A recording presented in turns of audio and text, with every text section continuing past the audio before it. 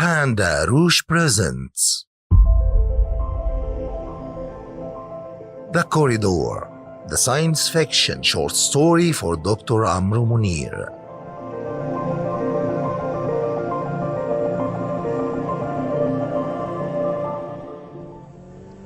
Dr. Midhat, the successful doctor who returned years ago from his last scientific mission in the United States, was used to traveling to attend his college's regional conference in the heart of the Delta, where he was born and raised. During his journey in his modern Toyota car, his mobile phone rang, connected to his car via Bluetooth. And he received a call from his university colleague, Dr. Kamal. Hello. Yes, Kamal. I'm on my way. The conference is starting in half an hour. What took you so long? The road is very long, but I'm almost there. Long? You are even driving a 4x4. You should have left earlier. Or was it too hard for you to leave the coast? Of course, you are sitting in a fantastic chalet. Oh my god. You're never going to stop nagging, are you? You've already gone through half our colleagues. Is it my turn now? Suddenly, a sandstorm appeared in the distance on the coastal desert road. Did you hear that? There seems to be a storm coming. It looks really bad. God help us. Don't worry, your car can go through anything. Okay.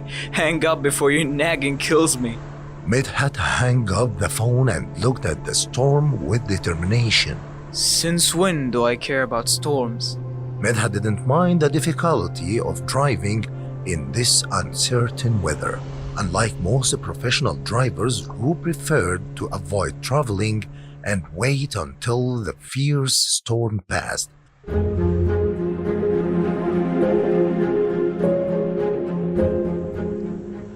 While driving, Midhat was surprised by another phone call.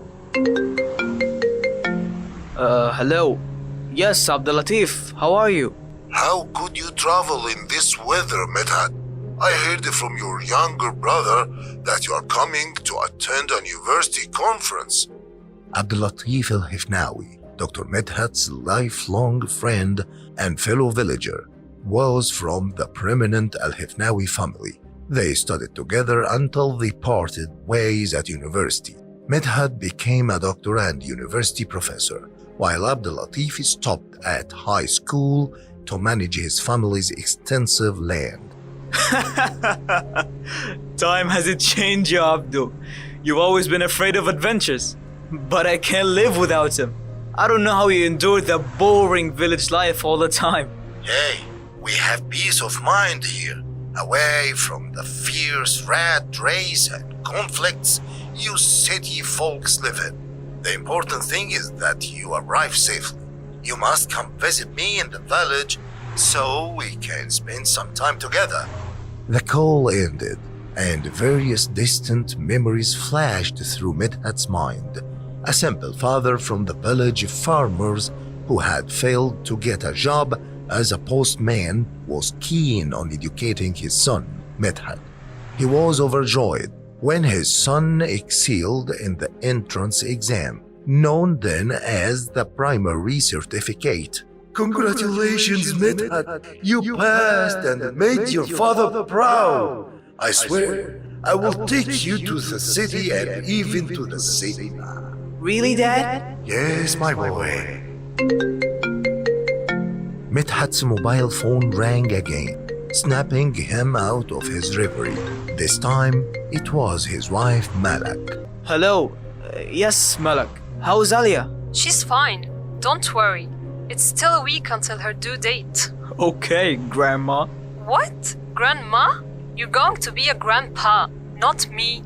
I'll always be Malak. If the boy calls me Grandma, I'll turn on all of you. Grandma or not, you will always be the beautiful girl I fell in love with at first sight and stood up to your entire al-Hifnawi family to marry you. It's good you remember. Tell me, are you really traveling to the village in this weather? Don't worry, my love. I'm almost there. Okay, After the conference, go to my brother Abdul Latif's place and stay there.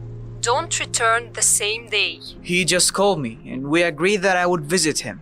After ending his call with Malak, Medhat's car was approaching the storm, which was at its peak.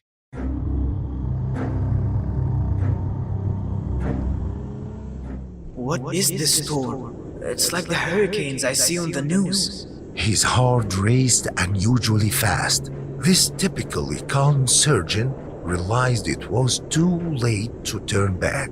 The storm was engulfing the road ahead. The car moved forward in a single direction with no other vehicles in sight. Okay. The best solution is just to hit the gas hard and get through the storm quickly. Medhat drove faster to penetrate the yellow sandstorm. The car swerved left and right. Medhat maintained control of the steering wheel, successfully navigating through the storm. Thank God. I could have died in that storm. This adventure was reckless this time, but God spared me. The sun was almost hidden behind the clouds despite it being midday. The desert road appeared before him once again, but it wasn't as he remembered. The road had become a single lane with two-way traffic, while the sea became clearly visible as all the structures that had once hidden it were gone. Where did all the buildings and the tourist villages that used to be here go? Maybe the state demolished them to make a way for a new tourism project? But this is way better. I haven't seen the sea from here in a long time. Suddenly, Medhat saw a convoy of modern English cars, model 2018, with green flags fluttering above them. Medhat was puzzled by what he saw, but he continued on his way and turned onto the agriculture road, which branched off from the yellow road. He noticed the disappearance of many main landmarks of the city in the heart of the delta, and he began to look around to confirm the road's landmarks. Yes, there's the train station, but why does it look so different? The train station was surrounded by round digital clocks, and the sides of the station square were empty of the many pictures of influential figures in the governorate. A green flag waved above a pool. Medhat traveled a long distance on a narrow road between the agriculture lands, stretching across the horizon. This sense of being lost reminded him of when he graduated from medical school in the 1980s, realizing that finishing his studies meant the end of his companionship with the angelic-faced Malak. On that heavy day, a group of religiously extremist students stopped her at the university gate. What are these revealing clothes you are wearing? How dare you enter the university in these clothes? What do you want from me? It's none of your business what I wear and what I don't wear. If you don't get out of my way, I will report you to university security. Hazem, who coincidentally is now one of the top doctors who shed the cloak of religious currents and donned the mantle of the open-minded businessman doctor, replied to her.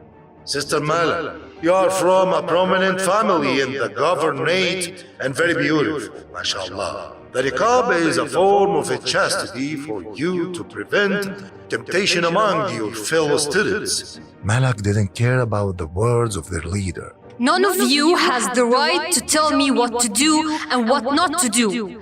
I will never allow it. Medhat quickly intervened to end this farce, standing between her and them. Who are you? And why you are standing like this? This is Dr. Medhat, my fiancé, and we're getting married soon. Malak, your response hit my heart like an arrow filled with indescribable joy, especially since at the same time, a relationship with you was impossible. Medhat returned once more from his dreams to the road on which he was lost. He finally realized that he had lost his way and couldn't reach the university. Where is the university? It looks like I'm really lost, or what?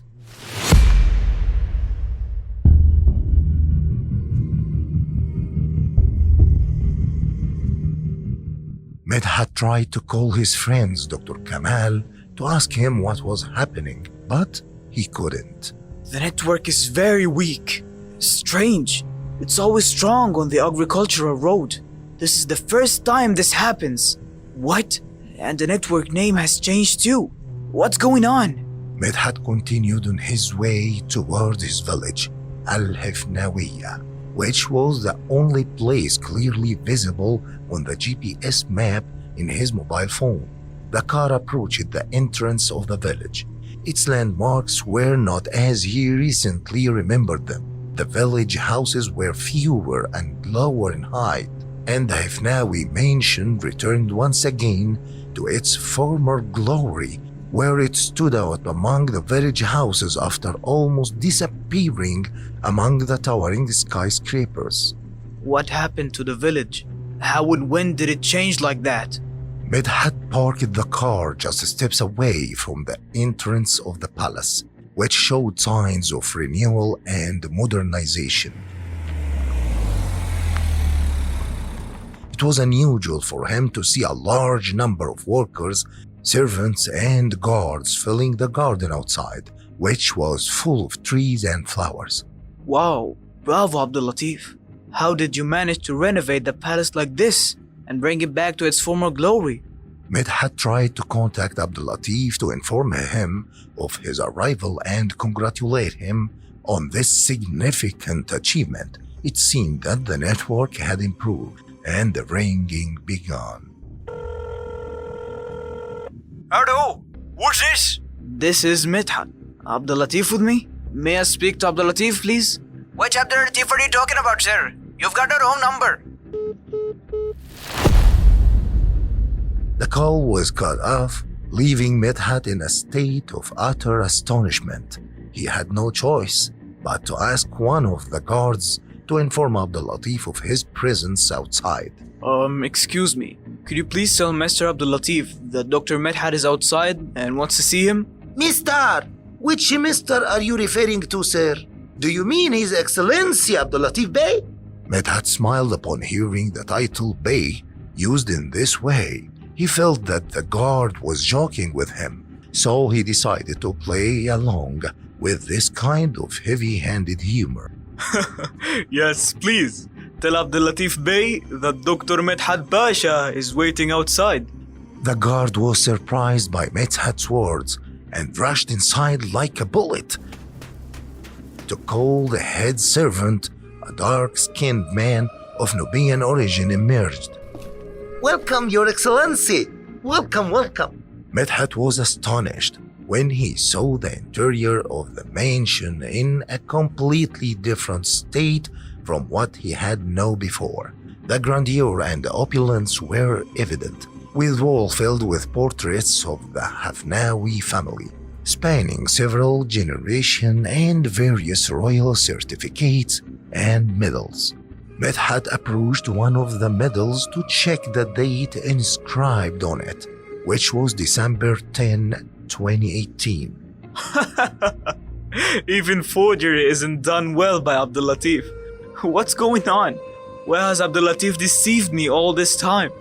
After waiting, the head servant entered. Abdul Latif Bey is waiting for you, sir. The head servant led Medhat to one of the rooms in the mansion. The massive door opened to reveal Abdul Latif Hifnawi sitting at his desk. What is this? Who's this?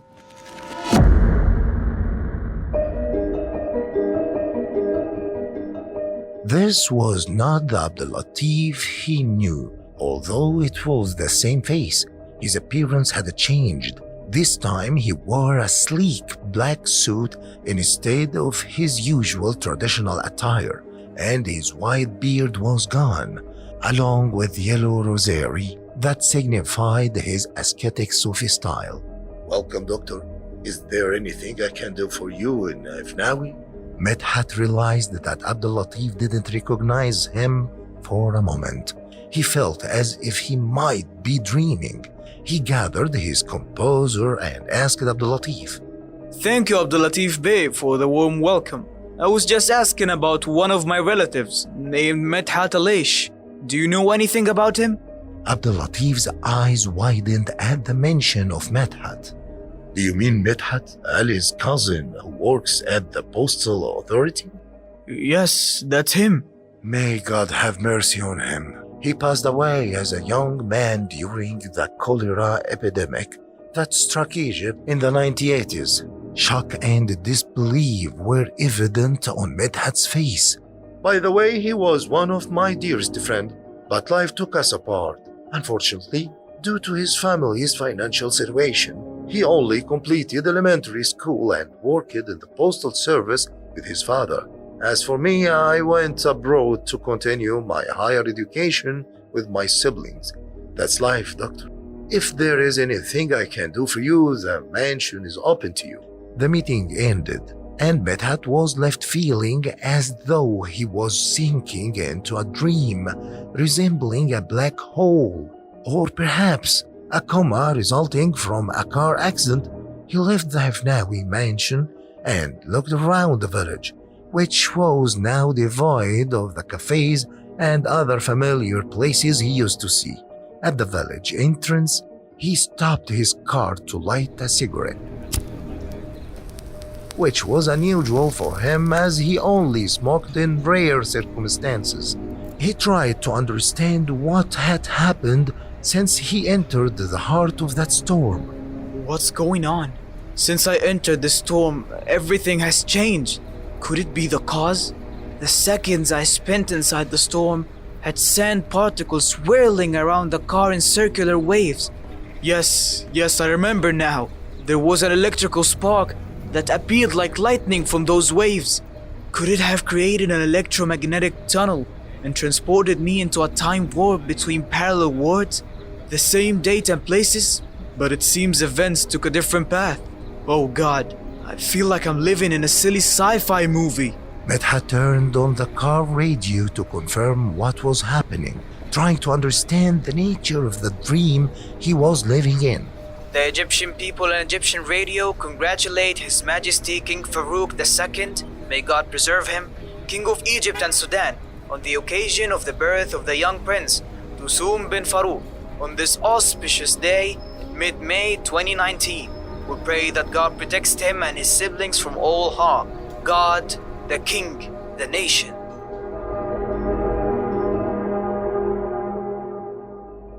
See you soon with other writings for Dr. Amr Mounir. Actors Adham RB, Mariam Hani. Translating and language supervisor Adham RB. Narrating and directing Khalid Mahgoub. Editing and art direction Mariam Hani. Sound engineering Tamer Yahya. International distribution Sandos Tamer. General supervision Wael Atta. Production manager Rasha Yahya. Direction Khalid Mahgoub. Best regards with Pandarosh.